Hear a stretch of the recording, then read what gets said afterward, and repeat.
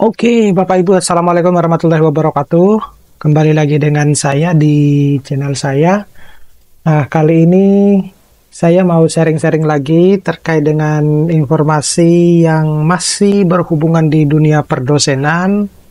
Tapi alangkah lebih baiknya kalau Bapak Ibu terus mendukung channel saya dengan cara mengklik tombol subscribe, like, share, dan komen. Biasakan juga untuk menonton video saya secara full biar nanti pesan yang ada di dalam video saya Bapak Ibu bisa memahami secara full. Nyalakan juga tombol loncengnya biar nanti video update-update dari saya Bapak Ibu bisa mendapatkan duluan. Dan yang terpenting Bapak Ibu adalah Bapak Ibu juga bisa mendukung channel saya ini melalui super thanks jika berkenan, ya. Dan kalau ada kira-kira video ataupun materi yang harus saya bawakan, Bapak Ibu bisa DM ke Instagram saya ataupun chat di kolom komentar ya. Nanti saya coba untuk pelajari bagaimana yang Bapak inginkan atau Bapak Ibu inginkan. Nah, tidak perlu panjang lebar, kita akan sedikit membahas terkait dengan akreditasi program studi perguruan tinggi dalam pelaksanaan tugas belajar. Dalam hal ini adalah bagi tentunya ya yang menyusun, saya kira Bapak Ibu semua sebagai dosen ya ataupun yang lain itu pasti pernah menyusun yang namanya akreditasi ya, baik itu akreditasi institusi maupun akreditasi program studi tersendiri. Nah, dan biasanya di dalamnya itu adalah ada yang memang posisinya tugas belajar gitu. Nah, oleh karena itu di sini kita akan memberikan informasi terkait hal tersebut. Nah, ini didasarkan pada Surat Edaran Menteri Pan-RB nomor 28 tahun 2021 tentang pengembangan kompetensi bagi PNS melalui jalur pendidikan. Nah, seperti apa kira-kira lebih jelasnya kita bahas pada video ini. Nah, di slide ini, apa sebenarnya tujuannya ya dikeluarkannya ataupun diberlakukannya adanya akreditasi program studi dalam hal tugas belajar. Jadi yang pertama itu adalah tentunya kan ini kita harus bisa memahami atau mengakses yang namanya Merdeka Belajar ya. Nah, kemudian dari kesemua tersebut artinya outputnya itu kan adalah adanya kebebasan kita untuk belajar gitu dimanapun ya. Nah, jadi apa saja? Yang pertama itu kita tentunya akan mempermudah akses belajar oleh seluruh pegawai. Jadi pegawai-pegawai yang memang ingin belajar atau bahkan dikirim oleh institusinya untuk belajar, nah dia bisa dengan mudah mengakses, saya mau belajar nih dimanapun yang saya inginkan. Kemudian memperbanyak konten belajar ya, artinya kita bisa karena dari keinginan kita untuk belajar, kita akan mengetahui beberapa konten-konten yang memang related dengan apa yang kita kerjakan, apa yang kita lakukan. Selanjutnya itu dapat menyederhanakan ketentuan pemberian izin untuk belajar. Jadi mungkin kalau selama ini ya pemberian untuk izin belajar itu kan agak sulit ya. Tetapi memang kenyataannya, mohon maaf ya, kenyataannya itu memang izin belajar itu ataupun tugas belajar itu sulit setelah kita sudah mendapatkan segala bentuk persyaratan yang lain, tetapi SK izin atau tugas belajarnya itu yang lama. Kenapa saya bilang begitu? Karena di teman-teman saya saat ini, dia kuliah sudah mau lulus, ya, izin belajarnya atau tugas belajarnya itu loh, belum keluar-keluar. Alasannya itu adalah karena berkasnya ketelinsut, kemudian sudah diajukan juga belum ada feedbacknya dari Pan-RB dan lain-lain lah. Itu saya juga bingung kenapa kok kondisi zaman sudah sebegitu modernnya untuk mengeluarkan izin ataupun tugas belajar itu kok lebih lama gitu loh. Itu yang saya nggak tahu apa gitu. Kemudian yang berikutnya itu adalah mengarahkan pegawai untuk belajar dari experiential learning dibanding formal learning, ya. Nah, selanjutnya untuk menindaklanjuti arahan Presiden dan Wakil Presiden berdasarkan dengan Kemenpan RB yang telah mengeluarkan SE Menpan RB nomor 28 tahun 2021 tentang pengembangan kompetensi bagi PNS melalui jalur pendidikan. Jadi bukan hanya kita-kita yang bergerak di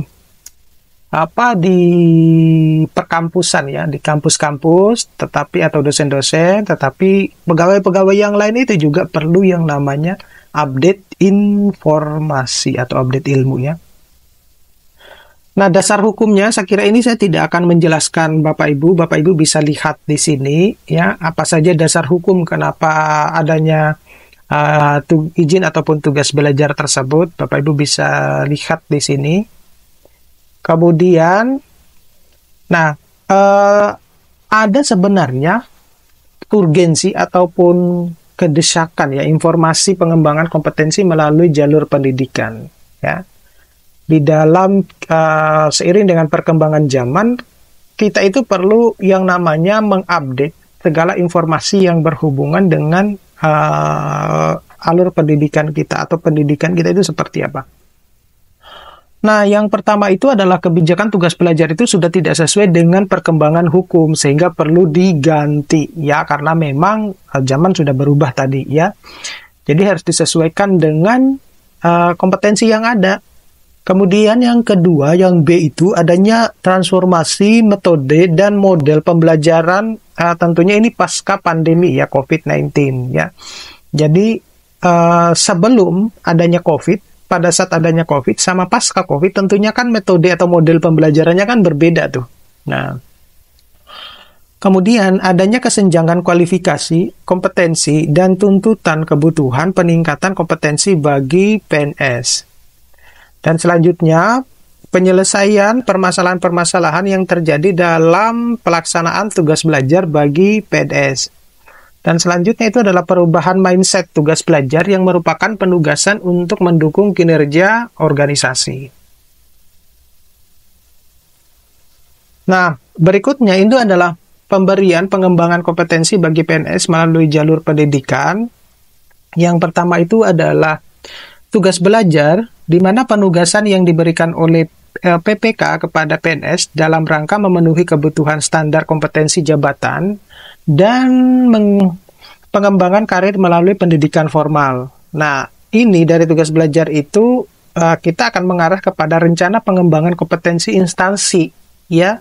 Jadi mungkin karena dianggap bahwa, wah, instansi saya ini perlu ini harus segera diupdate, dikembangkan gini. Nah, tujuannya seperti apa? Jadi tujuannya adalah meningkatkan kompetensi diri untuk menjawab tantangan yang selalu berubah. Ya, jadi diharapkan setelah kita pulang dari atau selesai dari izin ataupun tugas belajar itu, kita dapat memberikan feedback positif yang banyak, yang baik terhadap lingkungan sekitar, lingkungan kerja kita. Kemudian membantu orang lain belajar juga ya, jadi dari pengalaman-pengalaman kita serta melaksanakan tugas dengan kualitas terbaik. Nah, dari rencana pengembangan kompetensi instansi ini maka akan keluar dua skema ya. Artinya apakah dibiayai dan tidak diberhentikan dari jabatan. Artinya begini, dibiayai itu adalah bisa kemungkinan kalau misalnya dia studinya itu di dalam negeri. Nah, mungkin bisa misalnya dibiayai dia sambil kerja, ya. Tetapi kalau aturan yang terbaru itu dia memang harus sudah lepas dari pekerjaannya itu karena dia harus fokus ke studi belajarnya tadi, ya. Kemudian dapat tidak dibiayai atau tidak diberhentikan dari jabatan itu misalnya dengan pertimbangan kebutuhan organisasi dan atau sistem penyelenggaraan pendidikan. Jadi, adapun kalau misalnya dia masih dibutuhkan ya oleh instansinya sambil kuliah, sambil bekerja gitu. Nah, tapi ada juga yang memang ya udah dia lepas aja deh gitu ya. Ini yang masih simpang siur, bukan simpang siur tapi kenyataan di lapangannya seperti itu, ya. Kemudian kalau yang pertama itu ditentukan oleh kondisi tertentu ya, sedangkan kalau yang kedua itu adalah bisa dilakukan dengan perkuliahan daring, double degree atau studi by research. Ya, dan seterusnya. Nah, tujuan tadi itu akan selaras dengan panduan perilaku kompeten.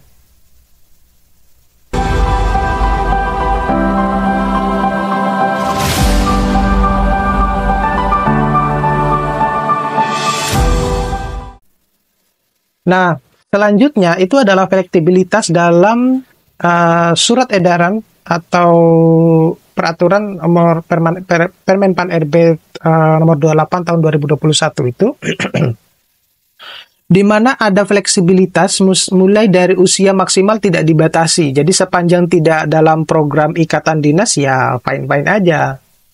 If you want to continue your study, it's okay gitu ya. Nah, kemudian ketika belajar yang bersangkutan tidak harus dibebas tugaskan. This is depends on the conditions. Ya, jadi tergantung pada kondisinya apakah instansinya membutuhkan apa tidak.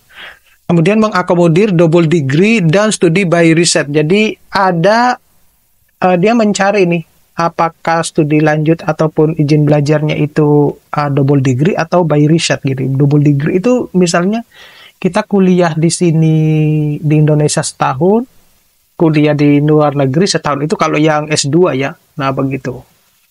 Kemudian ada pegawai dapat berkuliah pada institusi berakreditasi C sepanjang di wilayah tersebut tidak terdapat institusi berakreditasi B.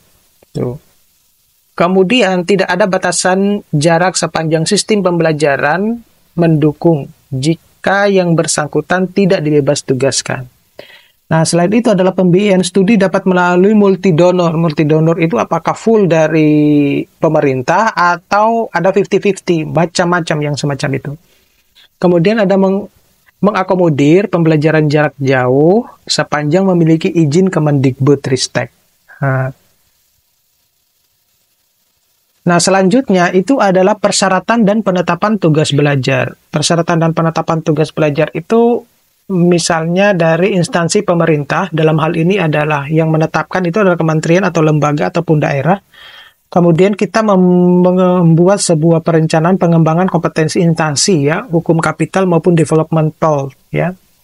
Nah, persyaratannya seperti apa? Nah, persyaratannya itu misalnya kita ada masa kerja lebih dari 1 tahun sejak diangkat sebagai PNS, itu harus memenuhi persyaratan tersebut ya.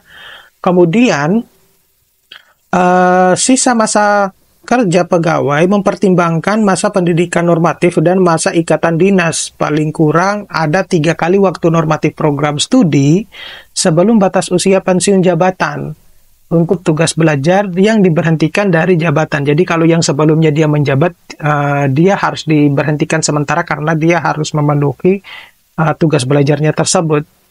Kemudian yang kedua, itu adalah 2 kali waktu normatif program studi sebelum batas usia pensiun jabatan untuk tugas belajar yang tidak diberhentikan dari jabatan. Selanjutnya itu adalah SKP 2 tahun terakhir paling rendah dengan predikat baik. Ya, saya kira ini tidak terlalu rigid ya. Kemudian sehat jasmani dan rohani yang dilampirkan dengan surat tes kesehatan, kemudian memenuhi persyaratan lain dan lulus seleksi yang dilaksanakan oleh instansi asal, pemberian bantuan dan perguruan tinggi, serta menandatangani perjanjian terkait dengan pemberian tugas belajar.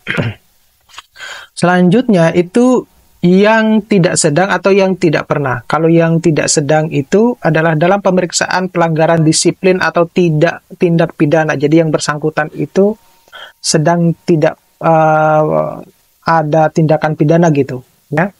Kemudian yang berikutnya itu tidak sedang menjalani pidana penjara atau kurungan atau hukuman disiplin sedang atau hukuman disiplin berat. Selain itu menjalani cuti di luar tanggungan negara atau menjalani pemberhentian sementara bagi PNS. Selain itu tidak pernah dijatuhi hukuman disiplin paling kurang tingkat sedang dalam 1 tahun terakhir dan dijatuhi pidana penjara atau kurungan berdasarkan putusan pengadilan yang berkekuatan hukum tetap dalam 1 tahun terakhir. Dan yang berikutnya itu dibatalkan atau diberhentikan tugas belajarnya sesuai dengan ketentuan peraturan perundangan dalam waktu 2 tahun terakhir. Nah, berikutnya itu adalah penyelenggaraan dan persyaratan program studi. Ya, ini Bapak Ibu juga yang mau memutuskan melanjutkan izin atau tugas belajar itu harus memperhatikan juga program studinya yang diselenggarakan pada perguruan tinggi. Kalau dalam negeri ya tentunya perguruan tinggi negeri, perguruan tinggi kedinasan atau perguruan tinggi swasta. Ya, Kemudian dapat dilakukan secara jarak jauh sepanjang telah memiliki izin atau persetujuan penyelenggaraan program studi dari Kemendikbud. Nah, selanjutnya itu adalah mengakomodir yang double degree. Nah, kalau yang jarak jauh itu tentunya harus ada surat edaran ya, Dikti nomor telah diterbitkannya surat edaran Dikti nomor 2 tahun 2020 tentang penyelenggaraan pendidikan di perguruan tinggi yang menggunakan PJJ ya, perkuliahan jarak jauh gitu. Nah, kalau yang bersangkutan itu melakukan perkuliahan di luar negeri, berarti itu yang diakui oleh negara, universitasnya itu yang bersangkutan dan Kemendikbud. Jadi Bapak Ibu bisa cek itu di universitas-universitas di Kemendikbud itu yang diakui kalau kita mau ke luar negeri ya. Nah, program studinya apa? Sesuai dengan HCDP instansi, kemudian penyelenggaraan dalam jenis akademik atau vokasi ataupun profesi. Yang berikutnya itu adalah akreditasi atau program studi dalam negeri. Paling kurang yang pertama itu dia terakreditasi B atau baik sekali, atau C atau baik. Bagi program studi yang di daerahnya belum terakreditasi baik sekali. Artinya di dalam satu daerah tersebut, ya hanya cuma tidak ada yang terakreditasi baik, gitu. Kemudian program studi perguruan tinggi luar negeri harus diakui oleh Kemendikbud Ristek, ya.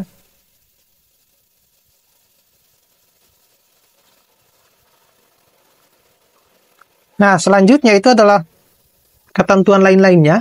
Ketentuan lain-lainnya itu ya seperti bagi pegawai yang diberhentikan dari jabatan dan pembiayaan melalui donor.